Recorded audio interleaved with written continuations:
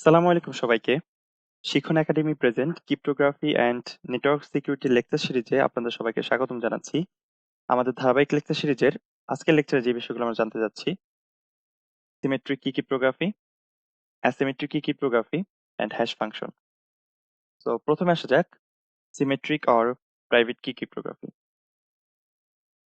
আমরা সাধারণত ধরুন হোয়াটসঅ্যাপ বা আমাদের হচ্ছে মেসেঞ্জার বা আমাদের টুইটার, আমরা যখন টেক্সট করি, আমাদের টেক্সটটা সেন্ডার থেকে রিসিভিং এন্ডে যখন পৌঁছায়, তো এই পথিমধ্যে আমরা যেন কোনো আনঅথরাইজড পার্সনের অ্যাক্সেস না হয় আমাদের মেসেজটা, যার কারণে আমরা কি করি, আমাদের মেসেজটাকে হচ্ছে সিকিউর করি।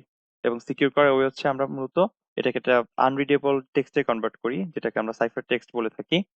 তো এই ক্ষেত্রে আমার মেসেজটা এনক্রিপ্ট এবং ডিক্রিপ্ট করার জন্য ফ্রম সেন্ডার টু রিসিভার আমরা একটি মাত্র কি ইউজ করে থাকি, যার কারণে আমরা এটাকে সিমেট্রিক অর প্রাইভেট কি ক্রিপ্টোগ্রাফি বলে থাকি।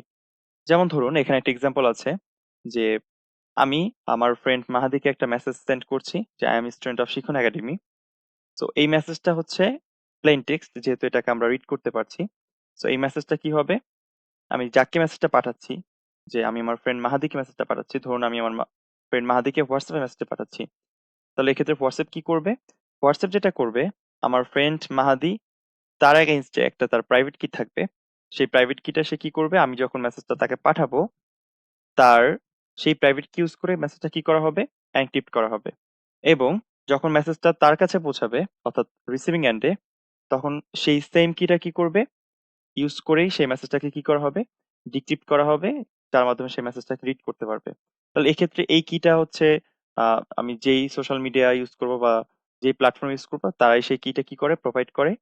তাহলে আমরা বুঝতে পারলাম, আমরা যখন হচ্ছে প্রাইভেট কি ক্রিপ্টোগ্রাফির কথা বলবো বা সিমেট্রিক কি ক্রিপ্টোগ্রাফির কথা বলবো, সেখানে একটি মাত্র কি থাকবে, এবং আমি যাকে মেসেজটা পাঠাবো তার সেই কিটা ইউজ করে আমি কি করব, মেসেজটাকে এনক্রিপ্ট করব, এবং সেই সেম কিটা ইউজ করে কি করা হবে, মেসেজটাকে ডিক্রিপ্ট করা হবে। আশা করি সবাই বুঝতে পেরেছেন। সো সিমেট্রিক কি ক্রিপ্টোগ্রাফি যেটা, সেটা অবশ্যই একটা আমাদের তাহলে এনক্রিপশন টেকনিক, যার মাধ্যমে আমরা আমাদের যে টেক্সট বা আমরা যে মেসেজটা পাঠাবো সেটাকে আমরা কি করি, সিকিউর করি। অর্থাৎ যেন কোনো আনঅথরাইজড পারসন কি করতে না পারে, অ্যাক্সেস করতে না পারে। এবং এখানে আমরা একটা মাত্র কি ইউজ করি, অর্থাৎ যাকে আমি মেসেজটা পাঠাবো তার জন্য যে ডেডিকেটেড কিটা ছিল সেই কিটি ইউজ করে আমি মেসেজটাকে এনক্রিপ্ট করব, এবং সেই সেম কিটি ইউজ করে কি করবে, রিসিভার মেসেজটাকে ডিক্রিপ্ট করবে। তো এক্ষেত্রে অ্যাডভান্টেজেস হচ্ছে, প্রথমত এটা ফাস্টার, দ্রুত, এবং এটা অনেক সিম্পল আমাদের যে এনক্রিপশন ডিক্রিপশন প্রসেসটা। তো এক্ষেত্রে আমাদের কিছু চ্যালেঞ্জ থাকে। প্রথমত হচ্ছে আমাদের যেই একটা মাত্র কি থাকে, সেক্ষেত্রে যদি কোনোভাবে কোনো আনঅথরাইজড পারসন সেই কিটা জেনে ফেলতে পারে, তাহলে আমাদের মেসেজটা সে কি করে ফেলতে পারবে, ডিক্রিপ্ট করে ফেলতে পারবে। তো দ্যাটস আ চ্যালেঞ্জ। সো কিছু পপুলার সিমেট্রিক ক্রিপ্টো সিস্টেম আছে, এর মধ্যে অন্যতম হচ্ছে ডাটা এনক্রিপশন স্ট্যান্ডার্ড এবং অ্যাডভান্সড এনক্রিপশন স্ট্যান্ডার্ড। সো এর পরবর্তী স্লাইডে আসা যাক। এই স্লাইডে আমরা অ্যাসিমেট্রিক আর পাবলিক কি ক্রিপ্টোগ্রাফি সম্পর্কে আলোচনা করব। সো অ্যাসিমেট্রিক আর পাবলিক কি ক্রিপ্টোগ্রাফি, তাহলে শুরুতেই বোঝা যাচ্ছে অ্যাসিমেট্রিক মানে হচ্ছে আমাদের কি সিমেট্রিক নয়। আমাদের মানে এনক্রিপশন এবং ডিক্রিপশন করার জন্য আমরা যে কি ইউজ করবো সেটা কি নয়, সিমেট্রিক নয়, অর্থাৎ আলাদা আলাদা। সেক্ষেত্রে হচ্ছে আমাদের যে কিটা ইউজ করি আমরা, দুই ধরনের কি ইউজ করা হয়, একটা হচ্ছে আমাদের পাবলিক কি এবং আরেকটা হচ্ছে আমাদের প্রাইভেট কি। ধরুন আপনি আপনার ফ্রেন্ডকে কি করবেন, টেক্সট করবেন, ঠিক আছে।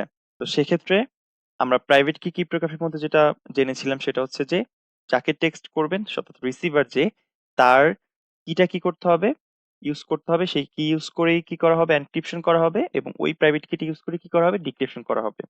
অর্থাৎ আমাদের এক্ষেত্রে একটা মাত্র কি থাকে, এবং এই কিটা যদি কোনোভাবে আহ আপনার আনঅথরাইজড পারসন দ্বারা যদি অ্যাক্সেস হয়ে যায়, তাহলে সেক্ষেত্রে সে কি করে ফেলতে পারবে, আমাদের যে মেসেজ গুলো আছে, অর্থাৎ যে আমরা যে সাইফার টেক্সটে কনভার্ট করছি আমাদের প্লেন টেক্সটটাকে, সেটাকে সে রিড করে ফেলতে পারবে।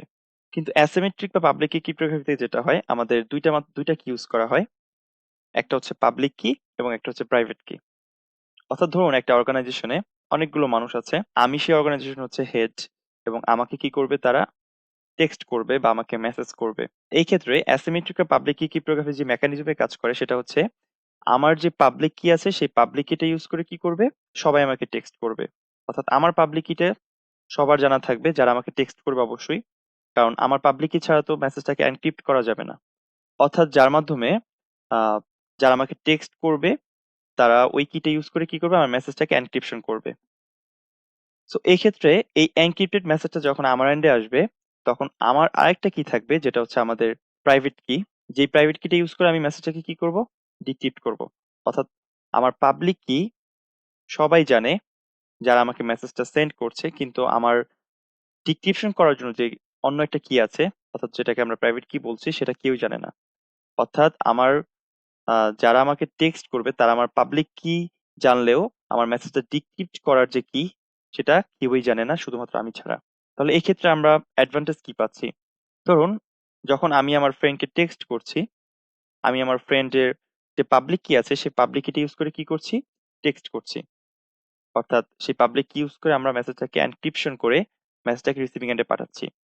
এখন প্রতিমধ্যে যদি আমাদের কোনো আনঅথরাইজড পারসন যদি আমার মেসেজটাকে অ্যাক্সেসও করে ফেলতে পারে, তাহলে সে আমার মেসেজটাকে, যদি সে পাবলিক কোনোভাবে জেনেও যায়, তাহলে আমার মেসেজটাকে সে ডিক্রিপ্ট করতে পারবে না। কারণ আমার পাবলিক কি ইউজ করে মেসেজটাকে কি করা সম্ভব নয়, ডিক্রিপ্ট করা সম্ভব নয়। সেটা একমাত্র প্রাইভেট কি ইউজ করেই সম্ভব। তাহলে এই ক্ষেত্রে আমার মেসেজটা যদি কোনো আনঅথরাইজড পারসন পেয়েও যায়, তাহলে সে মেসেজটা কি করতে পারবে না, ডিক্রিপ্ট করতে পারবে না।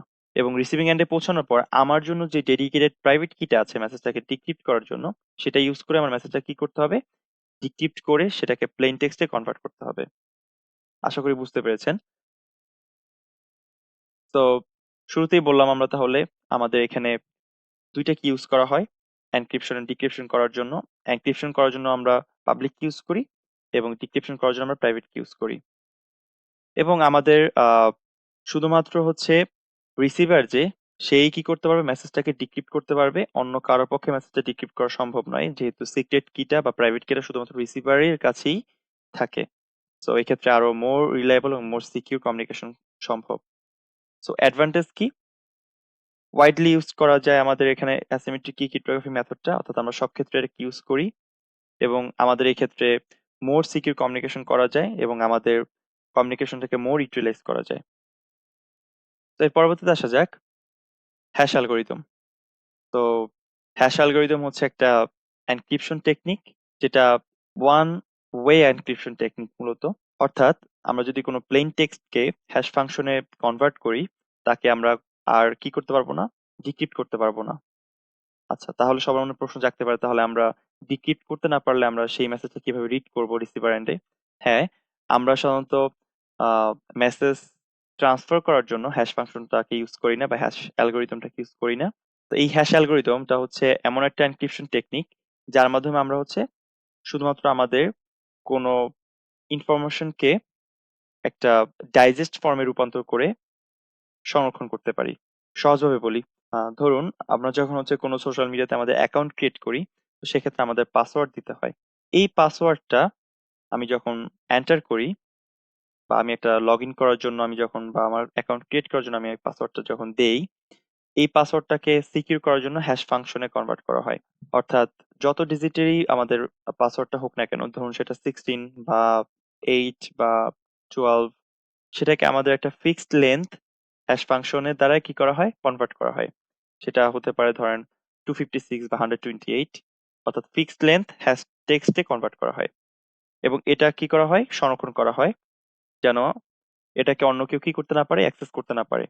তাহলে আমরা মূলত কোন ক্ষেত্রে ইউজ করে থাকি? আমরা মূলত হচ্ছে আমাদের পাসওয়ার্ডকে সিকিউর করার জন্য, আমাদের লগ ইন ইনফরমেশনকে সিকিউর করার জন্য, আমাদের ইউজার নেমকে সিকিউর করার জন্য আমরা কি করি, হ্যাশ ফাংশন ইউজ করে থাকি।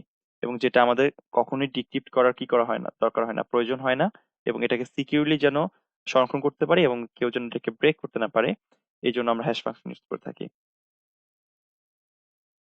সো আমাদের হ্যাশ অ্যালগোরিদমে কোনো এনক্রিপশন কি ইউজ করা হয় না, যেখানে আমাদের মানে কোনো এনক্রিপশন ডিক্রিপশন কি ইউজ করা হয় না। এখানে একটা হ্যাশ অ্যালগোরিদম ইউজ করা হয়, যার মাধ্যমে আমাদের যেই টেক্সটটা আছে সেই টেক্সটটাকে আমাদের একটা ফিক্সড লেন্থ কি করা হয়, কনভার্ট করা হয়। ঠিক আছে? এবং এটা কি করা যায় না, ইরিভার্সিবল প্রসেস না আমাদের। অর্থাৎ আমরা যখন আমাদের টেক্সটটাকে হ্যাশ ফাংশনে কনভার্ট করে ফেলবো, সেটাকে আমাদের অরিজিনাল প্লেন টেক্সটে কি করা সম্ভব না, কনভার্ট করা সম্ভব নয়। এবং যার মাধ্যমে আমরা কি করি, আমাদের যে ইউজার নেম, আমাদের পাসওয়ার্ড আছে, সেই পাসওয়ার্ডটাকে আমরা সিকিউর করি, যার মাধ্যমে কোনো আনঅথরাইজড পারসন যেন কি করতে না পারে, ব্রেক ডাউন করতে না পারে।